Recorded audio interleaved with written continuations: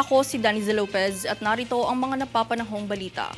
Ipinahayag ni House Speaker Ferdinand Martin Romualdez sa Congress session ang layunin ng pamahalaan na tugunan ng pagpapalawig ng oportunidad na makapagtrabaho ang mga mamamayan.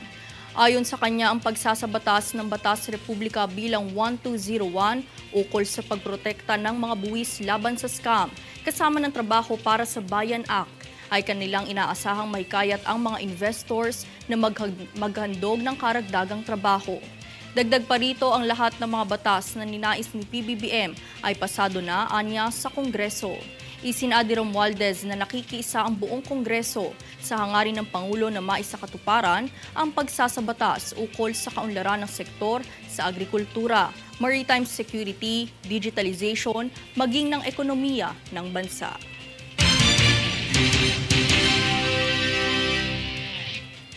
Nagsimula na ang Congress session na naunang dinaluhan ng mga kongresista. Nagpahayag ang iilan sa kanila ukol sa mga inaasang tugunan ng Pangulo sa ngayong pagpupulo. Pahayag ni Lanao del Sur Representative Zia Alonto, umaasa siyang tutugunan ni Marcos ang pagpapatatag ng infrastruktura na siyang nilalayong mabigyang benepisyo ang mga probinsya sa bansa upang maging epektibo ang transportasyon at kalakalan sa bawat rehiyon. Dagdag naman ni Ako Bicol Party List Representative Jill Bungalon, nararapat ding tutukan ang mga isyu ng climate change pati ng disaster resilience upang masuportahan ang sektor ng pagsasaka. Ayon naman kay One Rider Rog Gutierrez, kinakailangang isulong ang karapatan at katapatan sa pamahalaan upang masugpo ang korupsyon.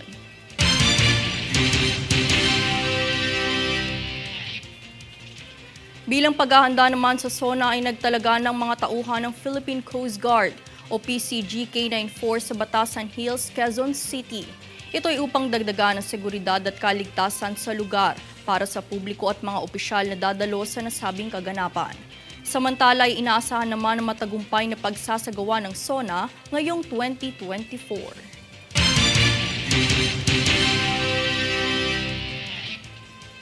Sa kabilang dako ay ipinahayag ng Armed Forces of the Philippines o AFP na handa itong siguruhin ang seguridad ni Pangulong Ferdinand Bongbong Marcos Jr.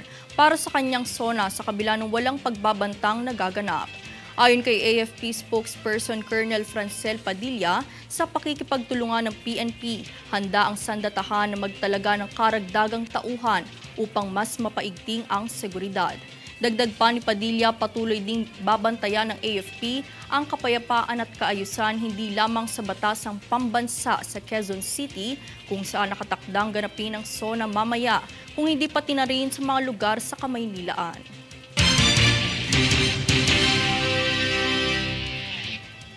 Ikinagulat naman ng ilan nating mga kababayan ang isinawalat na 20 milyong pisong pondo para sa pagkain sa SONA ng Pangulo.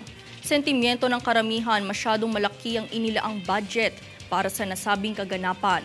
Depensa naman ng Kamara, bukod sa pagkain ay sakop din ito ang preparasyon at iba pang mahahalagang bagay na kakailanganin sa SONA.